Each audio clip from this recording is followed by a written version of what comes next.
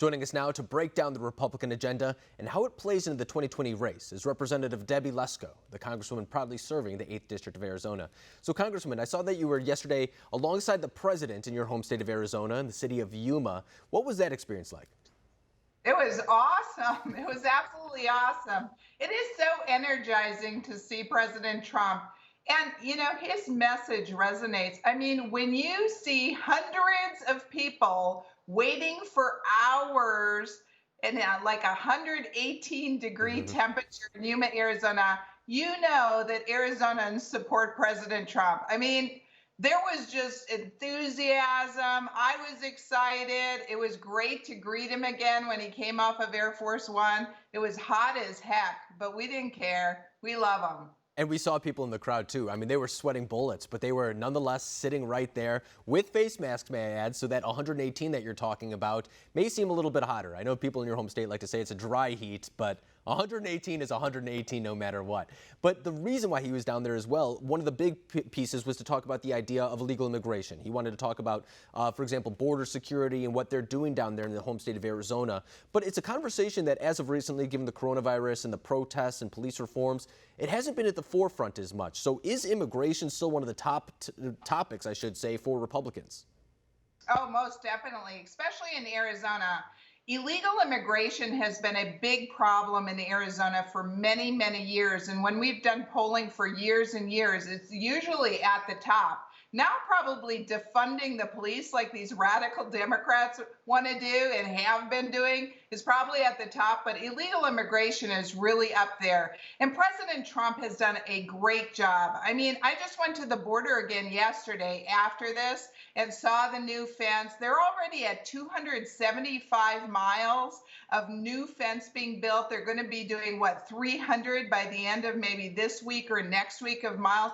And, it's just evident to me. You have law enforcement and the National Border Patrol Council endorsing President Trump, not Biden. I mean, so if one of the key questions, I think, is who do you trust to keep us safe? Americans, law enforcement, Border Patrol, they trust President Trump, and so do I.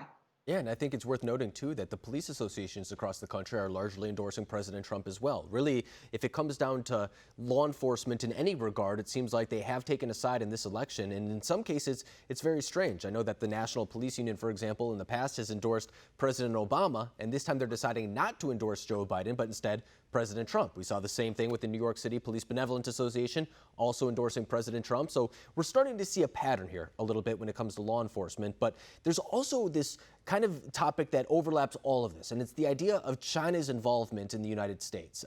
We could talk about the coronavirus pandemic, and a lot of the blame goes back to China. We could talk about the trade practices, economic practices that China is doing right now, and how President Trump is taking them on. Is it really important for the next president, in this case, I know that you're endorsing President Trump, to take on China, no matter who it is? Oh, most definitely. And President Trump has been ahead of everybody else on this. I mean, remember in the 2016 election, he was saying we need to change our policies in China. And before that, even Republicans were like free trade, free trade. But it wasn't free trade with China. They were manipulating it and stealing our intellectual property. I mean, the deals that they would make with American companies, they basically had China taking their research and development. Trump saw this and he knew American workers first, America first, American workers first. And I'm so glad that he has taken this on. I think he's the only president that has really, really taken this on. And you've seen it in this whole coronavirus crisis where most of the medicine is made in China. The supply chains are in China. We cannot be reliant on China for all this stuff. It threatens our national security. We need to manufacture this stuff here. President Trump knows that. He's a clear choice. Biden supported all China, gave them the, favored trade and everything else. We lost so many jobs to China. Trump brought them back. No, you're exactly right. And I think it's worth pointing out that one of the reasons that we're having this conversation so far after China's trade practices have been evident is because the people who were really affected by it were the people in middle America, the people, for example, in Michigan, Wisconsin, the farmers, the steel workers, things of that nature. The politicians in D.C. weren't dealing with unfair trade practices because they don't necessarily get affected by that as much. But I think that you're exactly right to say that free trade is a great thing. But that was not free trade. There's a reason why Democrats and Republicans can come together on the idea of putting on different trade imbalances on China because of what they've done over the past couple of years. And I think it's well past time to take action against China, and the coronavirus pandemic only highlighted those concerns. I think you're right on to say that. But Representative Lesko, I appreciate you coming on tonight and breaking down the Republican agenda moving forward. Thank you.